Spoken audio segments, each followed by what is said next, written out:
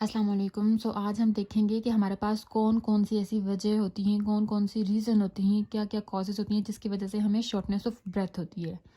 आपने देखा होगा अपने इर्द-गिर्द आपके पास काफ़ी लोग होते हैं जो कहते हैं हमें साँस लेने में मसला हो रहा है, या कभी-कभी उनमें ऐसी कंडीशन आती है कि वो कहते हैं कि हमें हमसे साँस नहीं लिया जा रहा। या कोई किसी किसी पेशेंट को या किसी बंदे को कंटिन्यूसली ऐसी कंडीशन होती है कि उसे ब्रीथिंग प्रॉब्लम्स रहती ही हैं। तो हम देखेंगे कि इन ब्रीथिंग प्रॉब्लम्स की आखिर वजह क्या-क्या है, किस-किस वजह से हो सकते हैं, क्यों हो सकते हैं। डिफरेंट कॉजेज़ हो सकती हैं। सबसे पहले अगर हम देख लें इसको, हम लोग इसके निमोनिक हमने ब्रेथ निमोनिक से हम इसको याद करेंगे, इसके कॉजेज़ को BREATHE ब्रेथ से, ब्रीथ से। बी से bacterial infection, B stands for bacterial infection. अगर किसी को बैक्टीरियल इन्फेक्शन होगा तो उसको भी सांस लेने में प्रॉब्लम होगा। बैक्टीरियल इन्फेक्शन की एग्जांपल है निमोनिया और इंडोकार्डाइटिस। इंडोकार्डाइटिस या निमोनिया किसी भी पेशेंट, किसी भी बंदे को होगा तो उसे ब्रेथिंग इश्यूज़ होंगे। उसके बाद है रिएक्टिव एयरवेज डिजीज़। किसी को रिएक्टिव एयरवेज डिजीज़ होंगी तो उसको भी ब्रेथिंग इश्यूज़ होंगे। इसके एग्जांपल है अस्थमा, COPD, ब्रोंकियोलाइटिस और एनाफाइलेक्सिस।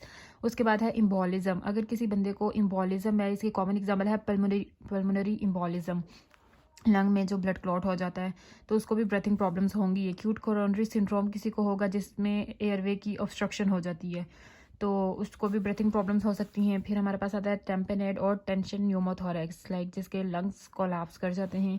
हार्ट फेलियर में भी ब्रीथिंग प्रॉब्लम्स हो सकती हैं, और एडिमा, इफ्यूजन या इलेक्ट्रिकल में भी जो है ब्रीथिंग प्रॉब्लम्स हो सकती हैं। इसके एग्जांपल में हमारे पास फ्लूइड इन मतलब एफ्यूजन का क्या मतलब होता है, या एडिमा, एडिमा का मतलब होता है किसी भी चीज़ में, किसी भी जगह में फ्लूइड जमा हो जाए तो उसको हम एडिमा कहते हैं।